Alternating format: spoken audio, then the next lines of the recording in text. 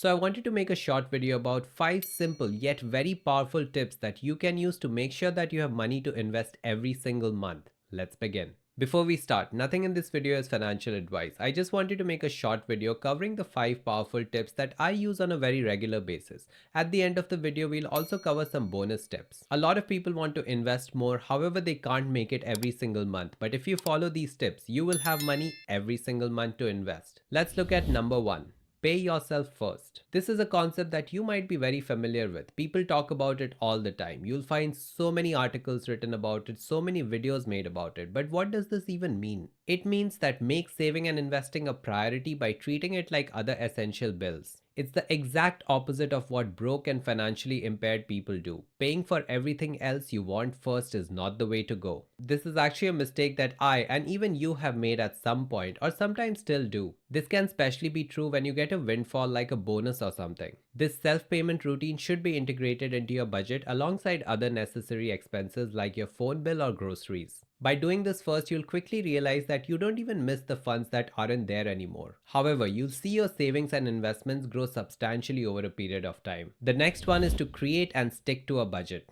This is also a very simple and straightforward tip, but a lot of people are not doing it anyway. Understanding where your money is going is the foundation of strong savings. Unless you have savings, you are not going to have any money for investing either. Track your spending for at least a month to identify needs versus wants. Create a detailed breakdown of your expenses on both monthly and annual basis. In your budget, also account for an emergency fund, something that I've spoken about so many times. This is what an efficient emergency fund should look like. Take a close look at it and try to follow it. Some people just aren't good at budgeting. Even I wasn't good at budgeting. So what I started doing was expense tracking. Even tracking your expenses is a good way to actually track where your money is going. You don't always have to budget everything. You can go over the budget, but what you must ensure is that you understand where your money is going. Once you have visibility into your spending patterns, you can make informed decisions about where to cut back. When we talk about your spending patterns, it also includes all your investments. You need to understand how much you are investing, including your retirement funds. I have shared very simple templates to track everything at a very macro level, but you should definitely employ a tracking app or even Google Sheets to do your expense tracking. The next one is also very important when it comes to investing, and that is to implement dollar cost averaging. This is again something we hear about all the time. People on YouTube especially are talking about DCA or dollar cost averaging all the time. This strategy basically involves investing a fixed amount at regular intervals regardless of market performance. When markets are down, you automatically buy more units at lower prices. When markets are up, your existing investments benefit from the growth. But even when the markets are up, and when it comes to good investments, as long as you have a long time horizon, you should continue dollar cost averaging. So you'll hear dollar cost averaging quite a bit, but make sure you're employing this for good assets. For example, doing dollar cost averaging for the S&P 500 is actually a pretty good idea, and history has shown that it can be a very profitable venture. You could also apply this to established companies like, let's say, Google, Amazon, Microsoft, even Costco. But dollar cost averaging into stupid stocks like GameStop is not the way to go. Even if you're investing in growth stocks like Palantir, you have to stay away from the hype and try to employ a better strategy. The whole point of dollar cost averaging is to actually remove emotions from the market's ups and downs. A simple way to dollar cost average is to actually set this up based on a fixed dollar amount or as a percentage of your income if your earnings fluctuate. For example, if you want to invest in the S&P 500 ETF or let's say Google or Amazon on a regular basis, you can choose any day of the week, let's say Wednesday, and keep buying it on a regular basis.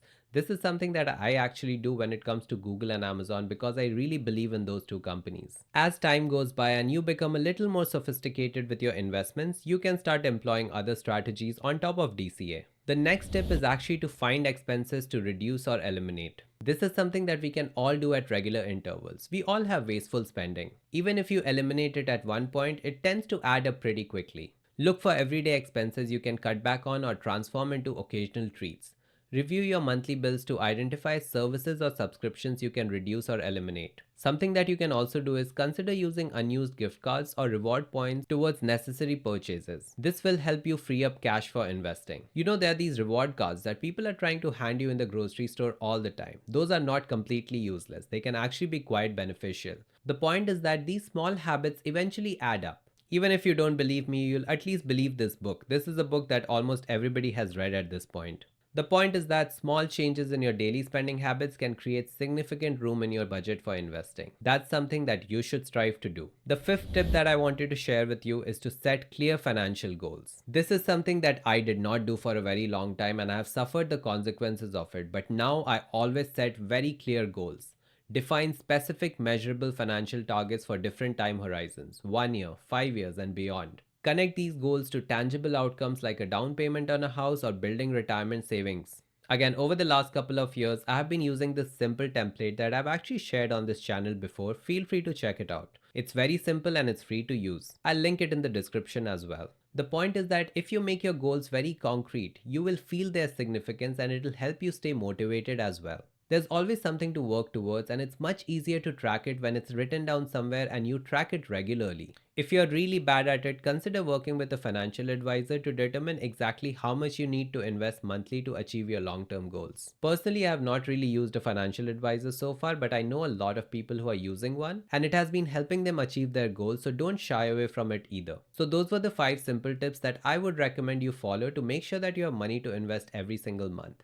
Now I want to share 3 bonus tips that will also be very helpful. The first is to prioritize high interest debt. Before investing heavily, pay off high interest credit card debt as quickly as possible, as the interest you're paying likely exceeds potential investment returns. You can employ one of these strategies to start paying off your debt. Every person is different, so feel free to choose what suits you. Realistically, you can never earn 20 to 25% on your investments over a long period of time, and that's what credit card companies are charging you. So please start by paying them off. The next one is to take advantage of workplace plans. If your employer offers a retirement savings plan with matching contribution, participate at least to the level needed to get the full match. It's essentially free money. This is essentially free money. You should never let this go. If you have an employer match, make sure that you're taking advantage of it. It goes towards your retirement and it grows a lot over a period of time, so do not miss out on it. And the final one is something that I've already touched upon, and that is to make the most of extra paychecks. This can work perfectly with things like bonuses and tax refunds. It can also work if you have irregular paychecks, but it can also work in other ways. For example, I get paid bi-weekly. There are 2 months each year when I receive 3 paychecks instead of 2. And I consider those 2 paychecks as extra income and I allocate all of that to investments. See, there are many different hacks that you can apply to make sure that you have enough money to invest. There's always money to invest, whether it's $25 a week, $50 a month. You have to start somewhere and you have to continue doing it. So these are some simple ways that you can employ to make sure that you have money to invest at all times. This is what I have been using over the last couple of years and I hope you do too.